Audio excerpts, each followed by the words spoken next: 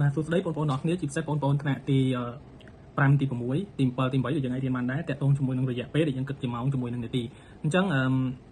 យើងមកមើលលំហាត់នេះទាំងអស់គ្នាបាទ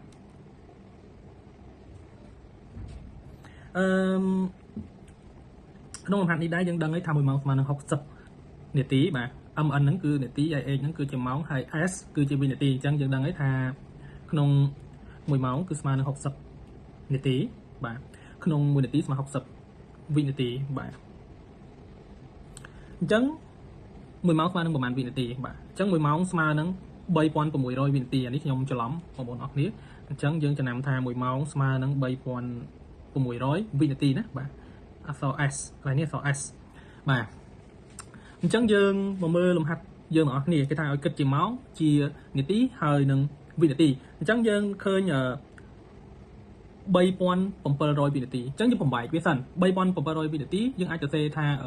3600បានអត់នេះអានេះគឺ3600ណាបាទអញ្ចឹង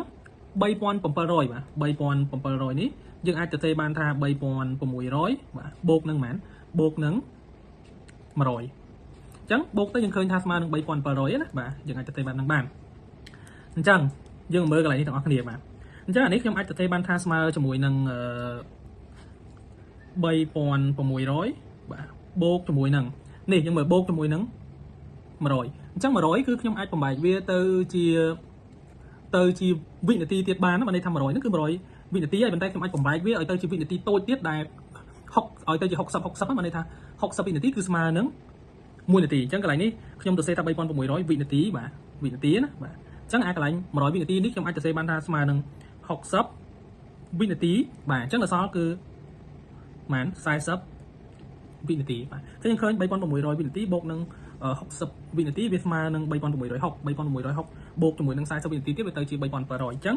3700យើងត្រឹមត្រូវហើយប៉ុន្តែ3600វិនាទីហ្នឹងគឺវាស្មើជាមួយនឹង1ម៉ោងនេះបាទដោយសារជាក់ស្ដែង1ម៉ោងរបស់យើងហ្នឹងគឺស្មើនឹង3600វិនាទីអញ្ចឹងកន្លែងហ្នឹងគឺស្មើនឹង1ម៉ោងយើងអាចសេថា1ហើយអក្សរ a បាទកន្លែង60វិនាទីហ្នឹងគឺស្មើប៉ុន្មាននេះបាទម្ដងទៀត60វិនាទីបាទគឺស្មើជាមួយនឹង1នាទីអញ្ចឹងកន្លែងនេះយើងអាចទៅសេថា1នាទីបាទ1 mn ចុះនៅសល់ប៉ុន្មាននៅសល់40បាទយើងដាក់40មក40វិនាទីអញ្ចឹងចម្លើយយើងបំបែកទៅជាម៉ោងនាទីនិងវិនាទីគឺស្មើជាមួយនឹង1ម៉ោងបាទ1នាទីហើយនឹង40វិនាទីឥឡូវយើងមើលនេះវិញបាទ4000ណាបាទ4000តោះអញ្ចឹង4000នេះគឺយើងអាចបំបែកទៅជា3600បានអញ្ចឹងខ្ញុំសូមសរសេរកន្លែងហ្នឹងសរសេរថាបំបែកវាទៅជា3600បាទវិនាទីអញ្ចឹងនៅសល់ប៉ុន្មានទៀតយើងគិតមើលកន្លែងហ្នឹងនៅសល់ប៉ុន្មានទៀតនៅសល់ប៉ុន្មានទៀត4000អញ្ចឹង600ហើយនៅសល់400ត្រូវអត់បាទអញ្ចឹងយើងនៅសល់400ទៀតហើយយើងត្រូវបូកបន្ថែមបាទ400ដើម្បីបូកឲ្យកើតទៅជា4000ណាបាទអញ្ចឹង400ហ្នឹងយើងគិតមើលទាំងអស់គ្នា400ហ្នឹងគឺវាត្រូវជាប៉ុន្មានវាត្រូវជាយើងគិតទៅជាវិនាទីតូចទៀតបាទអញ្ចឹង400ហ្នឹងគឺវាស្មើជាមួយនឹង60បាទ60គុណនឹងប៉ុន្មាន60គុណនឹង6ដងបាទ60គុណនឹង6គឺវាស្មើនឹង